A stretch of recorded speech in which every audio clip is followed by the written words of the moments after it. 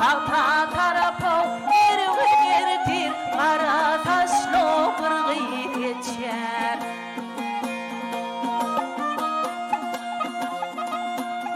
İşimdi validen turup gayratlı kadınlar kurup yeni sarı yollar kurup köp yollaşlı kırgı geçer.